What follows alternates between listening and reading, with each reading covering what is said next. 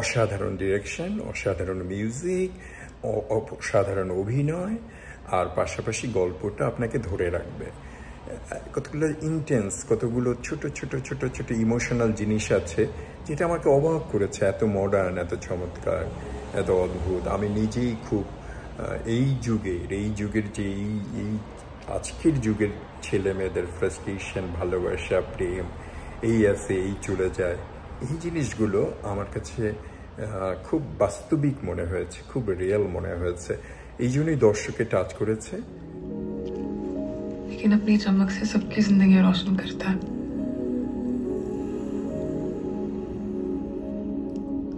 और वो तुम हो, मेरे सैयारा, मैं superstar.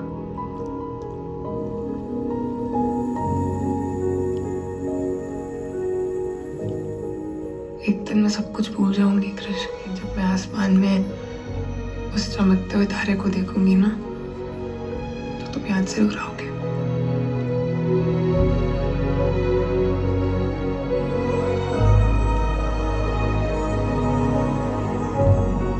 Promise me you'll reach there.